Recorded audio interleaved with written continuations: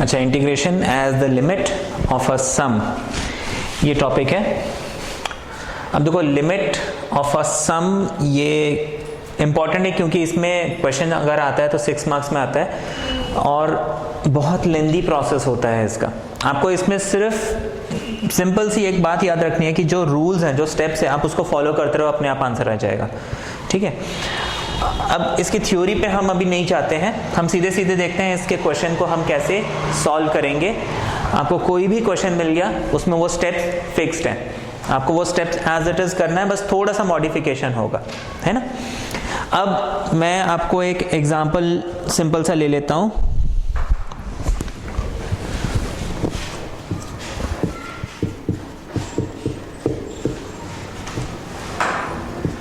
ये आपको दिया हुआ है, इसको आपको बोला है कि evaluate as limit of a sum. Exam में आपको मान लीजिए क्वेश्चन दिया है, इवैल्यूएट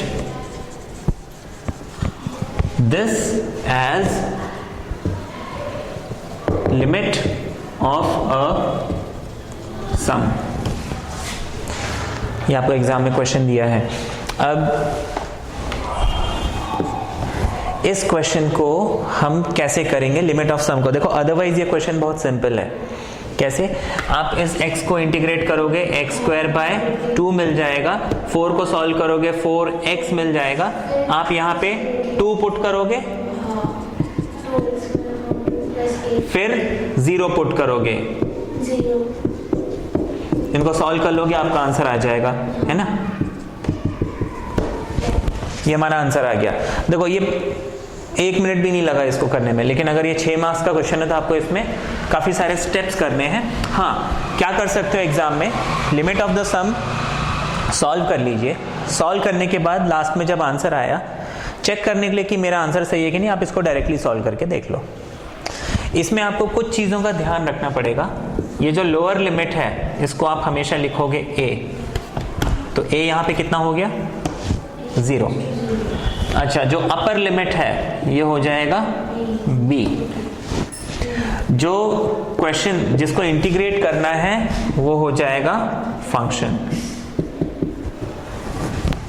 ठीक है, फिर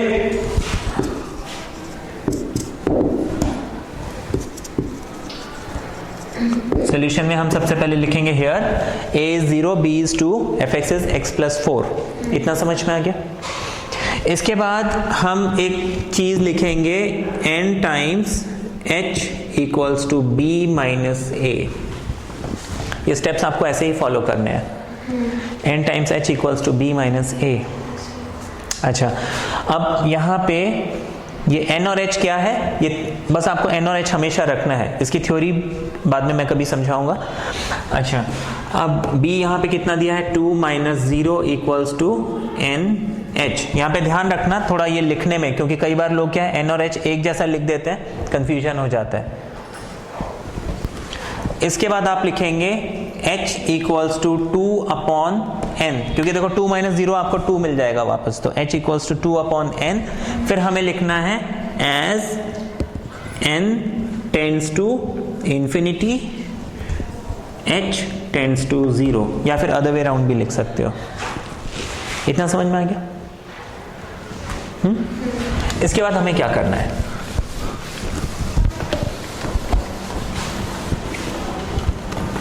इसके बाद हम लिखेंगे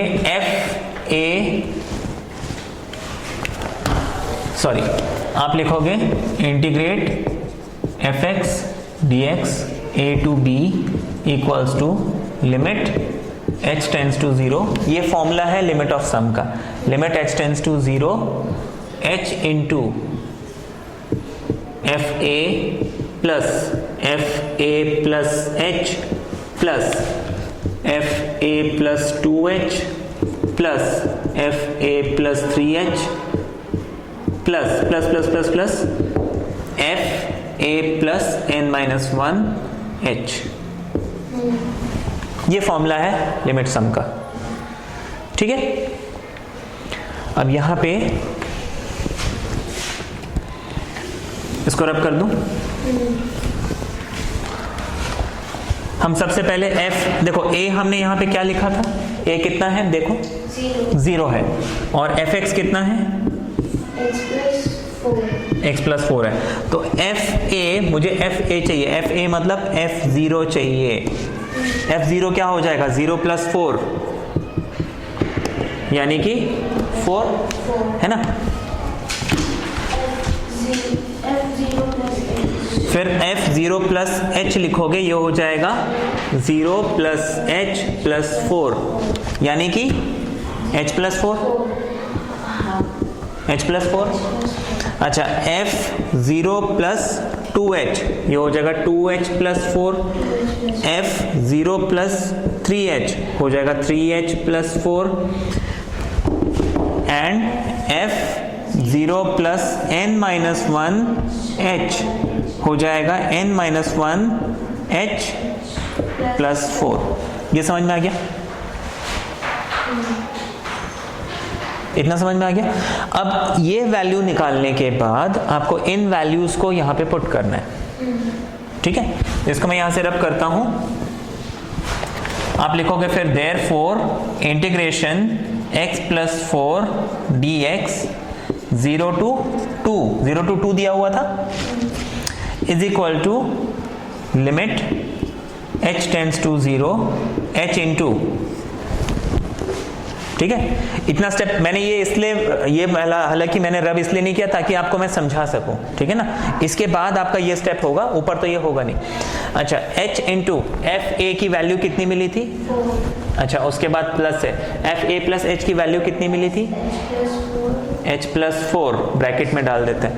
अच्छा, a प्लस 2h कितना मिला, 2h plus 4 plus 3h plus 4, ये हो जाएगा 3h plus 4 plus plus plus plus n minus 1 h plus 4। इतना समझ में आ गया।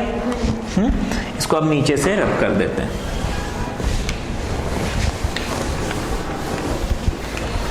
अब हमें इसको सॉल्व करना है। यहाँ पे हम क्या करेंगे, इसको रीअरेंज करेंगे।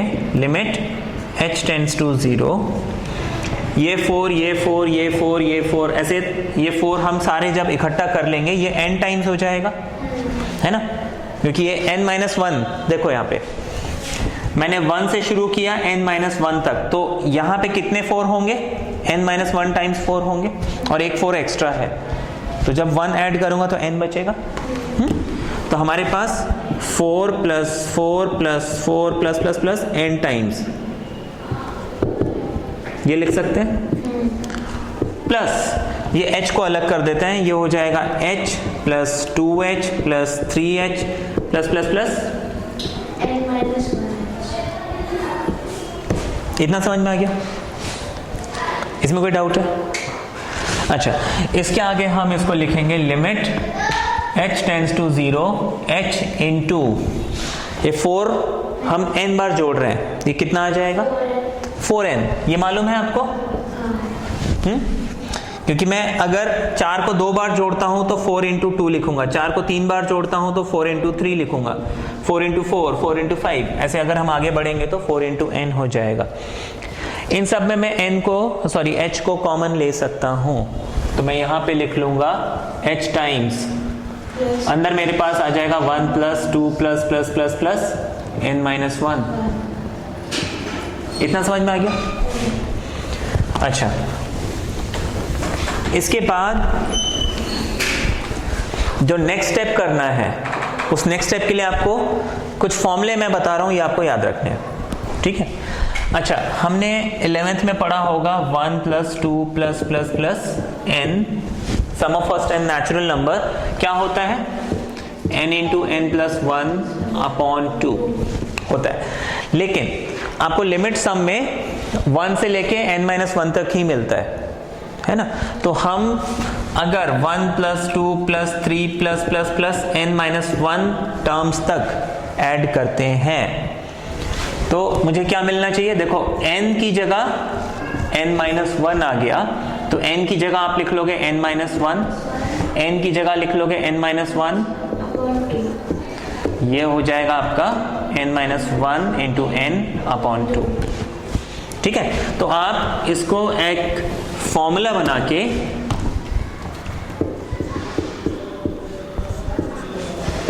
यूज कर सकते हैं। आप डायरेक्टली इसकी जगह ये लिख सकते हैं। तो ये फॉर्मूला आपको याद रखना पड़ेगा कि n-1 तक का सम ये होता है। इसी तरीके से 1 square, 2 square, 3 square, n square क्या होता है फॉर्मूला?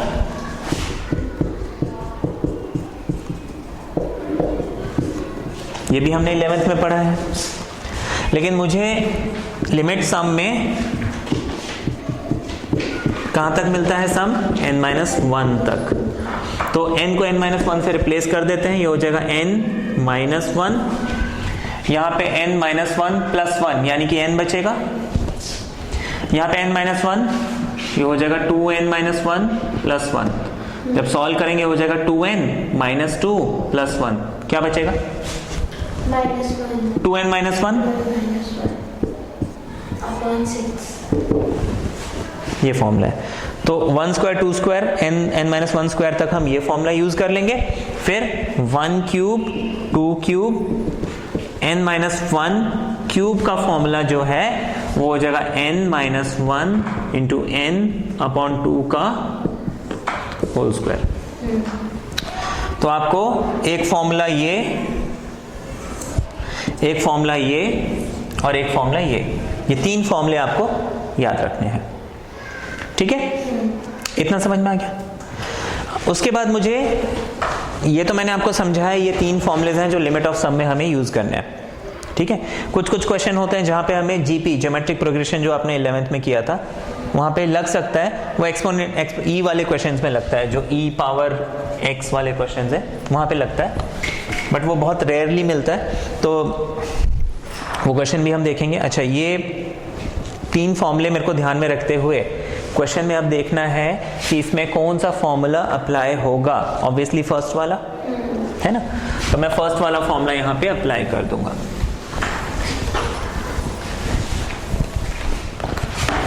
इसको आप लिख सकते हो limit h tends to 0 h into, ये हो जाएगा 4n प्लस h इंटू, इसको हम लिख सकते हैं n-1 इंटू n अपॉन 2। इतना समझ में आ गया? ठीक है सर। देखो 1 से लेके n-1 तक का सम का फॉर्मूला मैंने लगाया, बाकी किसी में कोई चेंज नहीं किया है। ये 4n ऐसे का ऐसे है, h ऐसे का ऐसे है, सिर्फ मैंने यहां पे फॉर्मूला लगा दिया जो अभी हमने पढ़ा था। क्लियर है? कोई डाउट है यहां पे? अच्छा, अब क्या किया जाए? हमने स्टार्टिंग में h equals to 2 upon n ऐसा कुछ लिखा था। 2 अपॉन n था, क्या था? 2 अपॉन n। तो हम यहां पे अब क्या करेंगे? लिमिट चेंज करेंगे। आप लिखेंगे limit n tends to infinity, है ना, h टेंड्स टू 0 की जगह n टेंड्स टू इंफिनिटी। जहां जहां h दिख रहा है उसको मैं किससे चेंज कर दूंगा? 2 अपॉन n से, क्योंकि h की वैल्यू 2 अपॉन n हमने लिखी थी ना, तो ये बाहर h की जगह लिखेंगे 2 अपॉन n, अंदर 4n, और इस h की जगह लिखेंगे 2 अपॉन n, n-1 अपॉन 2 ये n से n कैंसिल, 2 से 2 कैंसिल, हमारे पास 2n 4n प्लस n-1 ये आ जाएगा। n tends to infinity. ये हो जाएगा 2 अपॉन n, ये हो गया 5n माइनस 1। ठीक है, इतना समझ में आ गया? इसके बाद हम क्या करेंगे? इस 2 अपॉन n को अंदर ले जाते हैं। ये लिमिट वाले क्वेश्चन लास्ट ईयर आपने किए होंगे। जब भी इंफिनिटी मिलता है मैं कोशिश करता हूं कि ये इंफिनिटी वाली जो चीज है वो कहां मिले मेरे को? डिनोमिनेटर में। तो मैं सबके नीचे n ले आता हूं, तो ये हो जाएगा 2 5 ज़ा 10, ऊपर भी n नीचे भी n, 2 1 ज़ा 2 अपॉन n। अच्छा, ये n और n कैंसिल, ये बच जाएगा, सिंपलेस्ट फॉर्म में आ गया। अब हम क्या करेंगे? Taking limit.